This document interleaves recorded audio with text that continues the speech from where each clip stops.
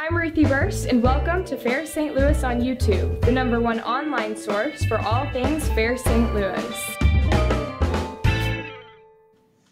Hi everyone, I'm Ruthie Burst, and welcome to Fair St. Louis on YouTube, the #1 online source for all things Fair St. Louis.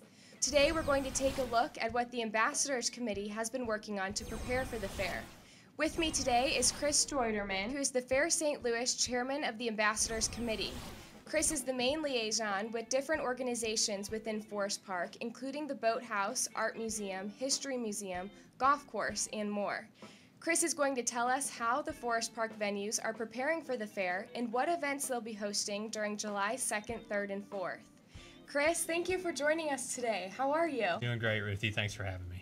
So, Fair St. Louis always draws a large crowd every year.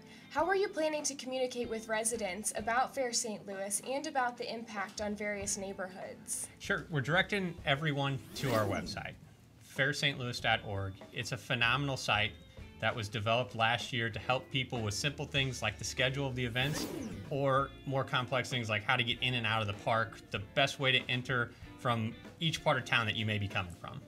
And how important is it to work with the different organizations in Forest Park to put on this free, family-oriented event? It's very important. All the institutions have been wonderful to work with. They've got great things planned for us. I would recommend checking out their websites to see when they open up and the different things they got planned for you during that weekend. And what do the venues have planned? Do any of them have exciting events? Absolutely. For example, the History Museum has 2 free exhibits, a walk through 1875 St. Louis and History Clubhouse.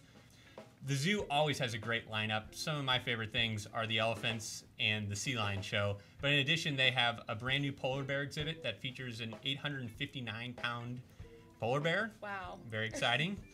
The Boathouse is one of my favorites. It offers a great spot to sit down, relax, have a drink, and even have a quick meal prior to heading over to the concerts.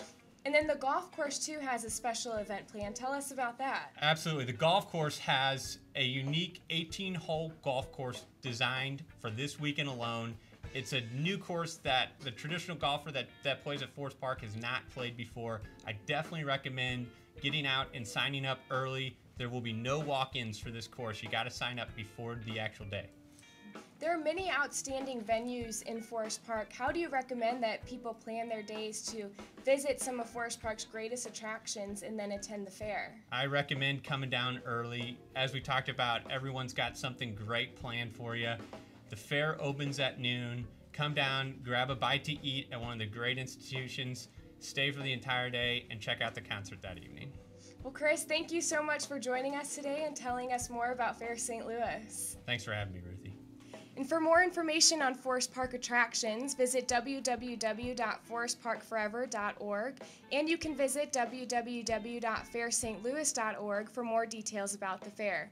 And don't forget to use the Fair STL hashtag on social media. Thank you.